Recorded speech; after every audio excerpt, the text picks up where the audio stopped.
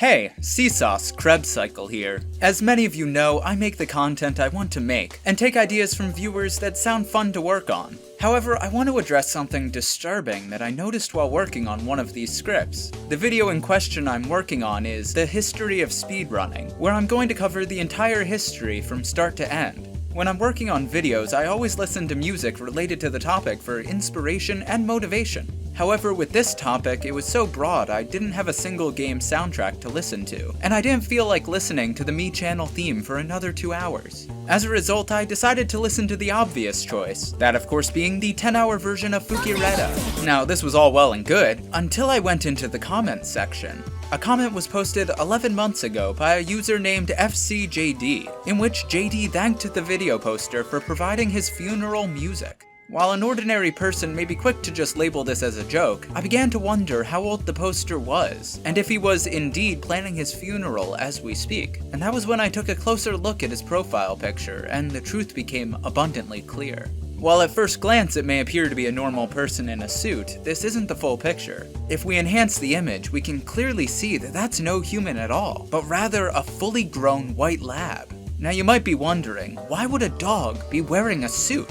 And to be honest, this was my first question as well. And so I did what any curious boy would do when confronted with an important question. I looked it up on Google, and what I found was startling. If you look up the phrase dog in a suit, there are actually hundreds, if not thousands, of documented canines wearing human clothes. This wasn't the most surprising thing I found, however. When I first did the search, JD's profile picture was the first one to show up. This seems to imply that JD is a very popular puppy, perhaps a famous celebrity I was unaware of, like Charli D'Amelio, or any professional footballer. Beyond JD's apparent pupper popularity, I noticed something was off about the photo in the Google search.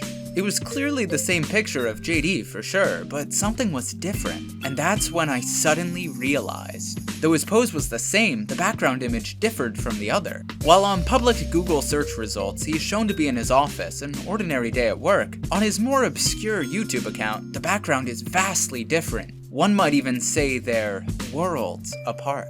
The picture on his YouTube clearly shows him not in his office, not even on Earth, but rather in space. This was the moment that I knew something was going on, something unknown to the public, and so I decided to do some more research. Upon looking up the phrase dog in space on Google, I found many more images like JD's. More importantly, however, I found a disturbing trend between the pictures. Many of the photos taken were of dogs without spacesuits or helmets in space. It got me thinking, is it possible that they don't need spacesuits to breathe in space? Perhaps because that's their native environment? Now before you call me a white lab hater, I found that the breed didn't matter either. There was a large amount of diversity present in the space photos. Some even had helmets on in one photo, but not another.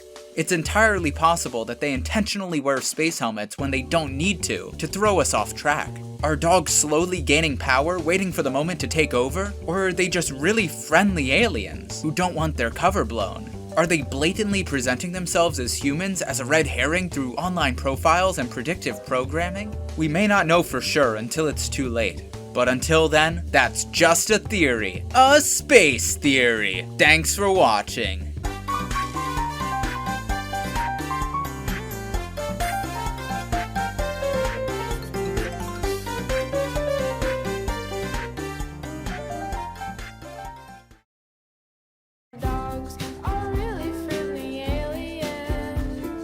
Ants are not afraid of carrying things.